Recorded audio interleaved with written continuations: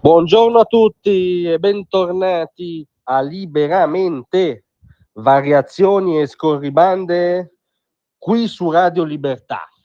Allora la domanda che non possiamo non porci è: ma davvero Roberto Gualtieri, il sindaco, chitarrista, storico, uomo del PD, insomma definitelo come volete, il sindaco di Roma, non sta emettendo una sillaba sul fatto che nella sua città, la capitale della Repubblica Democratica Italiana, viene violato l'articolo 21, fondamentale tassello della Costituzione che fonda la suddetta Repubblica, l'articolo sulla libertà di pensiero, e viene violato dalla sua amministrazione, dalla sua maggioranza, dai suoi uffici, dai suoi burocrati, chiunque sia, qualunque codicillo o turba ideologica si sia appigliato. A Roma sta avvenendo qualcosa di indifendibile, su cui il sindaco non può non stare zitto. Ora capiamo che già Gualtieri è poco a suo agio con le buche,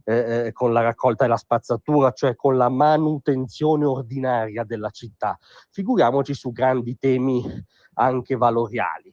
Ma la faccenda dei manifesti strappati della Lega sta strappando anche qualunque ABC, qualunque tessuto democratico. La sapete ormai tutti, la riepilogo velocemente. La Lega credendo ancora di trovarsi in una democrazia, ha reputato di fare una campagna politica rivendicando i risultati politici del decreto sicurezza, provvedimento del governo che ha voluto e per cui ha spinto anzitutto la Lega. E questi manifesti cosa dicevano, questi terribili manifesti paranazisti? Beh, si felicitavano del fatto che oggi, se qualcuno blocca una strada per ore, viene arrestato. Se qualcuno occupa abusivamente una casa altrui, viene arrestato. Se qualcuno scippa in metropolitana, viene arrestato. Queste tre fattispecie che a noi sembravano addirittura ovvietà hanno dato scandalo, e fin qui ognuno può avere il buon tempo di scandalizzarsi per quel che vuole, ma hanno prodotto invece l'atto gravissimo di cui sopra.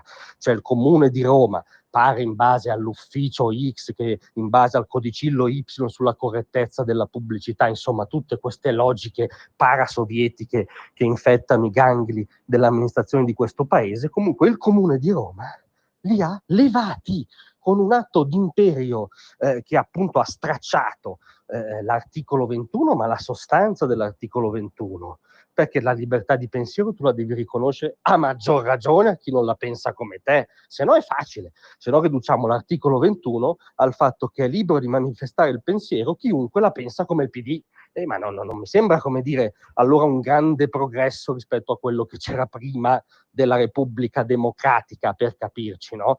Che poi è quella cosa che scomodano sempre i compagni con la retorica antifascista, salvo poi vietare l'opinione altrui, che mi sembra un atto invece per una volta abbastanza avvicinabile a quella stagione. Ma al di là delle polemiche storiche c'è una urgenza della cronaca, l'urgenza che il sindaco di Roma dica qualcosa e che ripari questo strappo nel tessuto democratico della capitale e del paese, altrimenti è ufficiale che il bon ton e anche la sostanza della democrazia valgono solo per alcuni. Grazie a tutti, a domani.